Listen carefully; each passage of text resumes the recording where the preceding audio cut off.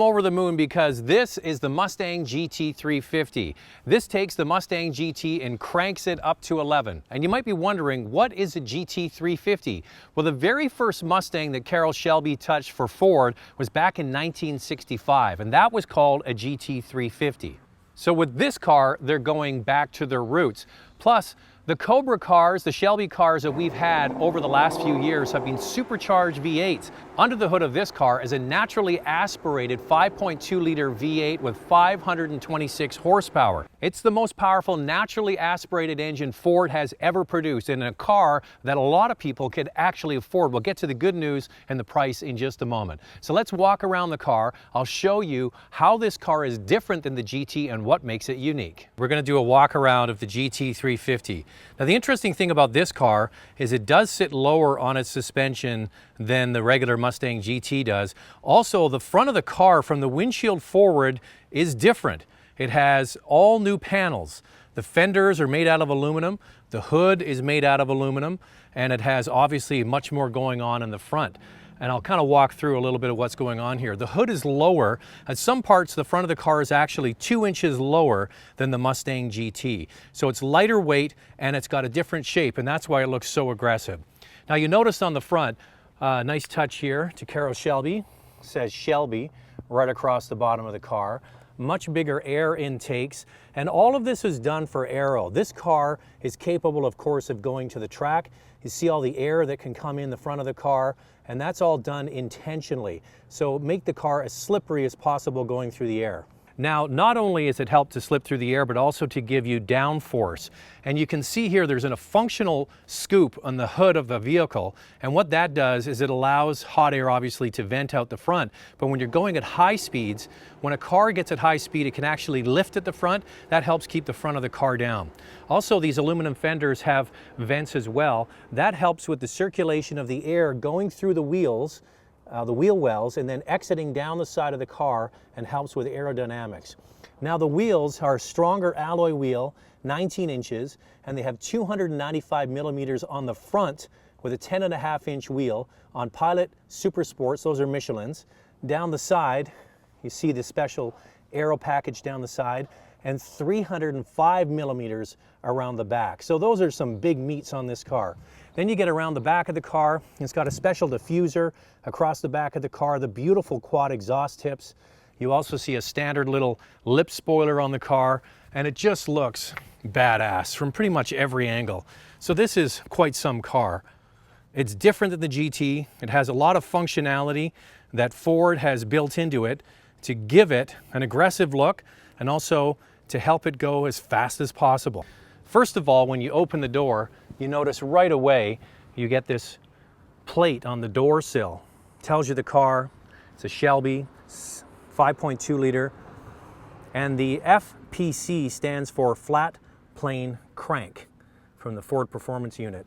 Now, this car comes with beautiful Recaro sport seats. However, if you get the technology package, the seats change. Now, I emailed Ford of Canada about this car because if you get that tech package, you're supposed to get leather seats. This one has leather and Alcantara. They are heated and cooled though. So when you look at that package online, it says leather seats, but this is two-tone leather and faux suede. So I'm not sure if that's an error or this is actually the way that they come. Now, one thing about this car that you'll notice is it has an early badge designation. You can see here, it tells you the chassis number. This is chassis 56, so this is a very, very early production version. Here's the good news. Only comes with a manual transmission for people who know how to drive. That's fantastic. The rest of the interior, though, is still got a lot of the Ford plastic bits along the tops of the doors. There's hard plastic. The center of the console here is all hard plastic, but you do get some nice touches like the plaque, and of course, you get another snake here on the steering wheel. So let's fire up what most people are probably going to order, and that's the tech package for $9,400. So don't kid yourself. Ford doesn't want to sell you the base model. They want to sell you a $9,500 upgrade that gets you the Ford sync system. Now, without it, it looks quite sporty, but the sync system is definitely worthwhile. This is the new third version of this, much, much better. You see all the toggle switches here. That gets you the sport exhaust, launch control, traction control off. Now here on the dash, or the steering wheel I should say, is where you get your command center for all the different driving modes. You can see all the different driving modes here. Normal, sport, weather, that's important in wet or snowy conditions, track, and drag strip. I've been driving it mostly in sport, which is a hell of a lot of fun. So let's go for a drive.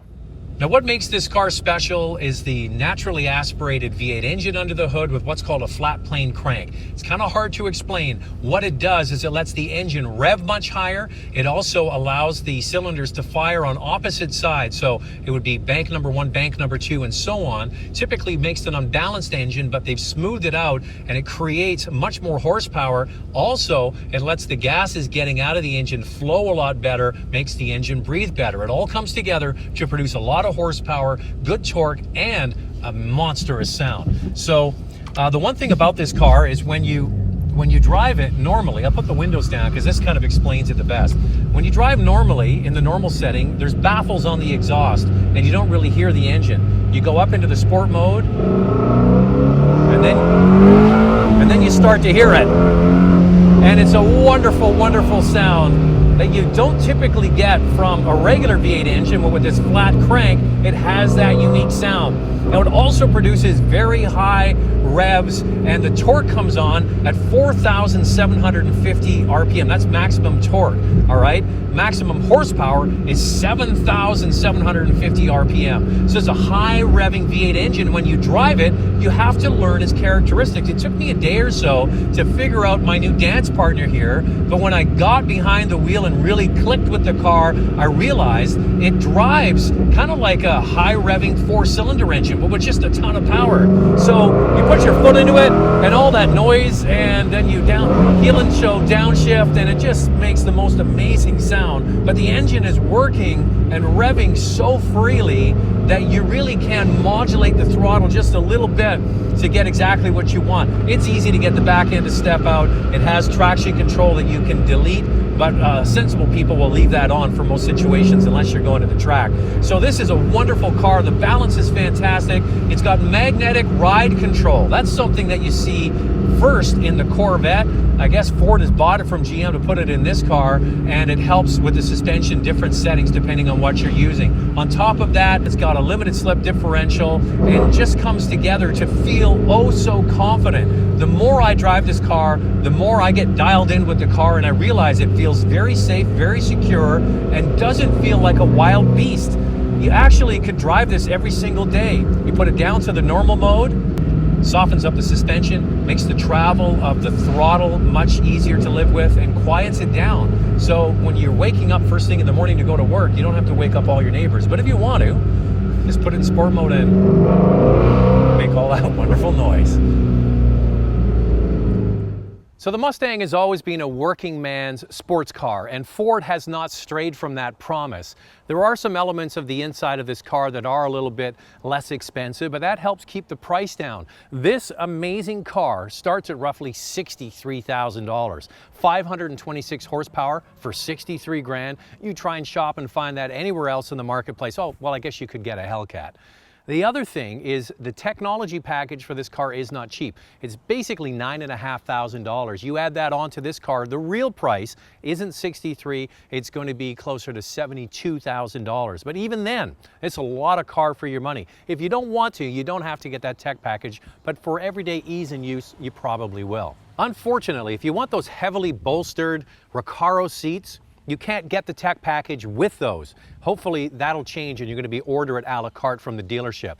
This car is awesome. I just can't tell you how nice it is to drive, how easy it is to drive. It takes a little while to learn its characteristics and its quirks, but after you dial it in, you actually feel very confident and secure in this car. It's a hell of a car, and I love it. I'd like to have one.